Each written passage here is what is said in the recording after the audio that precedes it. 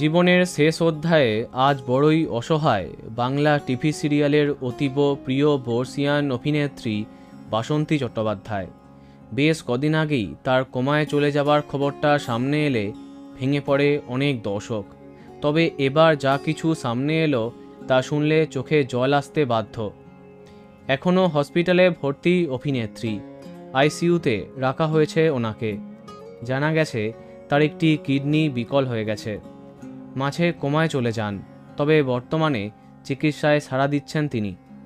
কিন্তু তারই কঠিন সময়ে পাশে নেই তার পরিবার, পাশে দাঁড়িয়েছে তার চালক। তার একটি ছেলে এবং মেয়ে আছেন, তবু তিনি আজ একা। সম্প্রতি এক সাক্ষাৎকারে বাসন্তী চ্যাটার্জির চালক মলয় চাকি জানান, সরস্বতী পুজোর আগে কলকাতার এক বেসরকারি হসপিটালে তাকে ভর্তি করানো হয়। সেখানে 2 লাখ টাকা বিল হয়েছিল, সেটা মলয় ধার করে মেটান। পরে অভিনেত্রী সেই টাকা তাকে ফেরত দেন।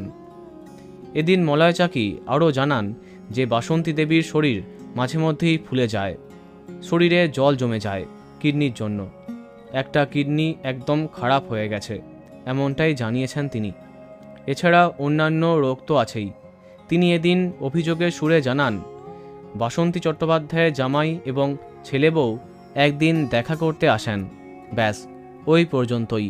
হসপিটালের বিল বা অন্যান্য দায়িত্ব তারা কেউই কিছু নেননি। জানা গেছে তার এমন দুর্দিনে পাশে এসে দাঁড়িয়েছে বাংলা বিনোদন জগৎ। আপনি দ্রুত সুস্থ হয়ে উঠুন, এটাই প্রার্থনা।